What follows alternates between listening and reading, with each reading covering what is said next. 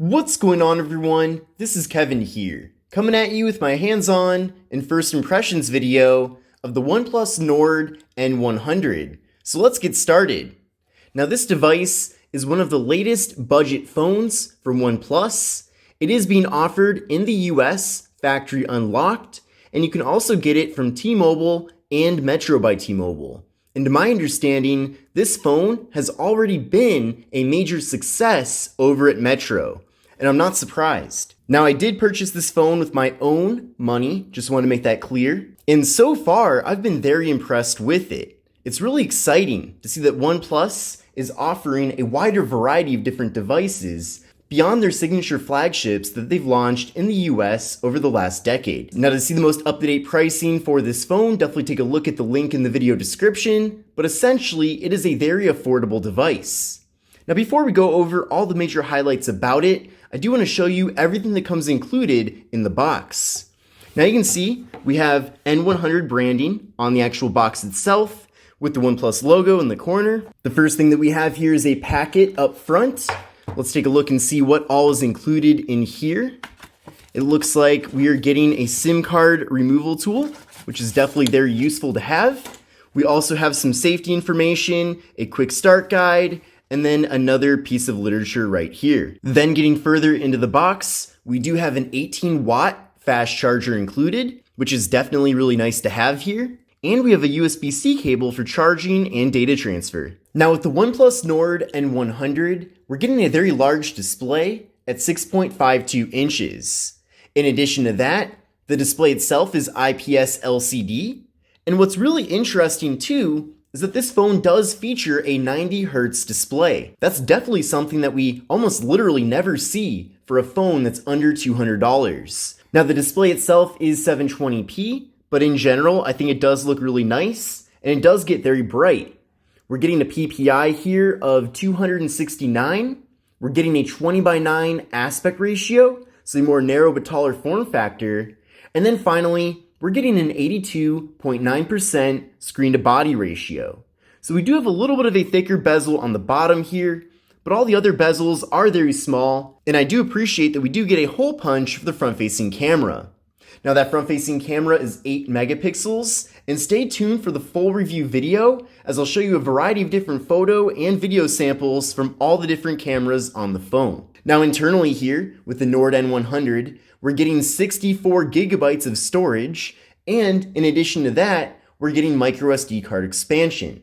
So I definitely think getting 64 gigs with this device internally is a really good value, and I'm really delighted to see that more and more budget phones are now coming with 64 gigs versus 32 gigs or even less. Now since getting this phone, I have installed a variety of my favorite applications on it, and you can see that between that and also the system software, we have already used 33% of the internal storage. So that's not too bad, but again, I think this further highlights the importance of getting 64 gigs of internal storage versus 32. Now there is no wireless charging with this device, but we do get a fingerprint sensor on the back. Let's give the fingerprint sensor a try right now. So that was very quick. Let's give that a try one more time. So definitely very fast. Now in addition to that, this phone does support Face Unlock, so you do have a variety of different methods to getting into your phone. Now taking a look at the cameras on the back of the device, we're getting a triple camera setup with a 13 megapixel main camera, a 2 megapixel macro camera for close-up images, and then a 2 megapixel depth sensing camera for portrait mode. And this phone does support portrait mode for both the rear and front cameras. Now here's how things look on the camera app on the device. Obviously, one thing that is missing with this phone, which is a bit unfortunate, is an ultra wide angle camera. That's a feature that I am a big fan of, and it certainly will be missed by not having it here on this phone. Now that doesn't necessarily mean that not having an ultra wide angle camera is a deal breaker, but if you do currently have a phone that has an ultra wide camera, and that's a feature that you do use quite often, then you might want to take that into consideration when deciding whether or not this phone is going to be an upgrade for you.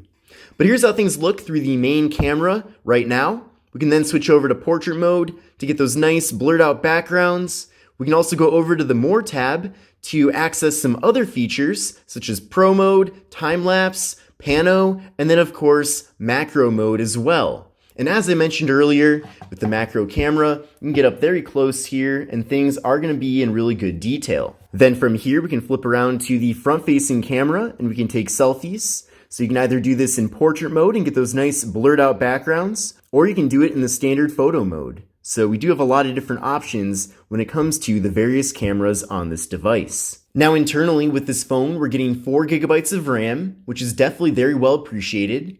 And we're also getting the Qualcomm Snapdragon 460 processor. Now, to my understanding, the 460 is a little bit of a newer processor from Qualcomm. It's essentially the successor to the Qualcomm Snapdragon 450. And that processor, the 450, was in the LG Stylo 5 and also the Samsung Galaxy A11. So if you've used either of those two phones, or if you're familiar with them, then just know that with this phone at least, you are going to be getting the newer generation of that processor. Now I did run a Geekbench 5 benchmark test here with the phone, and I'll show you the scores from that test. But what I recommend doing is installing and running Geekbench 5 on your current phone, and then compare these scores to your scores. But you can see here we got a single core score of 251, and a multi-core score of 1172. So not too bad, especially for a phone in this price range. Now video recording with this phone maxes out at 1080p with both the rear and front cameras, which is definitely very nice. And with this device, we're getting a massive battery. The battery here is 5,000 milliamp hours. So that's very incredible. That's actually on par with the new Moto G Play 2021. So if you are looking to get a phone with a big battery that's going to give you very good battery life, then I feel like the Nord N100 might want to be a phone that you might want to put on your radar. Now, as you saw with the wall adapter that I showed you during the unboxing segment, this phone does support 18-watt fast charging. So it is really cool that you are going to be able to recharge that really massive battery relatively quickly. Now, the software on here is Android 10. It does feature OnePlus's special twist on that software. I believe that they still call it Oxygen OS, but essentially it is a very stock layout here, but they do have a different icon pack added in. And then also all throughout the device, they have added a variety of different bonus features. Now stay tuned for the tips and tricks video about this phone, as we'll show you a variety of those different features. But essentially similar to what Motorola does, OnePlus took stock Android and kept all the best parts of it, while also adding in some of their own special unique features. And what I really like about the way that they've done the software here is that the extra features are not just there in a gimmicky sense. They've added extra features that really do come in handy, but at the same time, don't get in the way from the regular usability of the phone. So all in all, I'm a big fan of that approach. Now, one downside with the OnePlus Nord N100 is that there is no NFC. So if you are someone that is a big fan of NFC, maybe use it for Google Pay, for example, then you can't do that here with this phone. But now that we've gone over the major specifications of this device, let's take a closer look at the hardware. Now, I already talked quite a bit about the front panel here. Again, it is a bit unfortunate that the display is 720p, but on the other hand, it is a very good looking display, and I'm also very grateful that we are getting a 90 Hz refresh rate.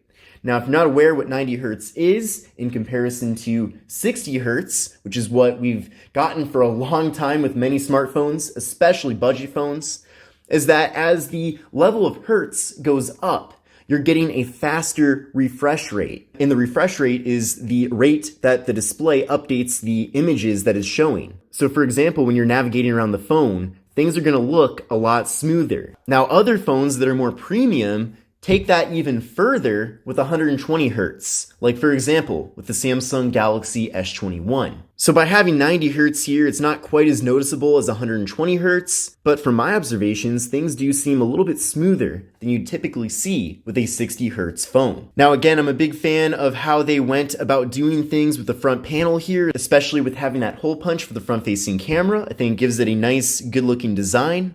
And again, we do have a little bit of a thicker bottom bezel, but all in all, I think that they really did design this phone to be very efficient as far as the design goes. Now, taking a look at the right side of the phone, we have the power button.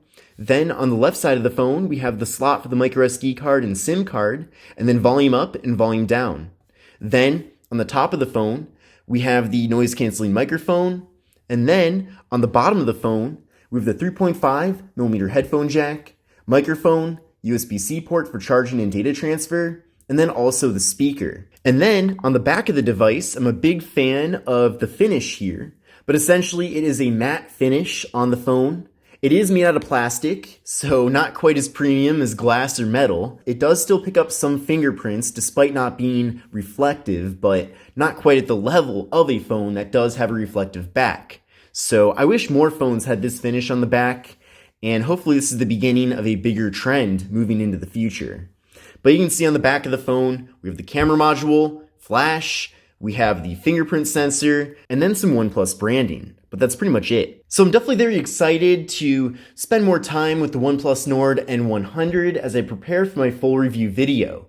In addition to that, we have a variety of other videos coming out very shortly here on the channel. I do have Andre, my assistant, working on some other tips and tricks videos and pros and cons videos as well. I've really appreciated his help with the channel lately, by the way. So I know that a lot of people have been asking about him being on the channel. Essentially, the long-term plan is that he's going to help me kind of take this channel to the next level by putting out more content than ever before. And eventually, he's going to be creating his own channel and being completely independent from this one. But again, I did want to give a shout out to him. He's been working really hard helping me out with creating additional content here for the channel. But we'll probably go into more detail about all of that in a separate video for those that are curious about how things work on this channel behind the scenes. But I hope you enjoyed my hands-on and first impressions video about the OnePlus Nord N100. Again, this is Kevin here, and I will see you in the next one.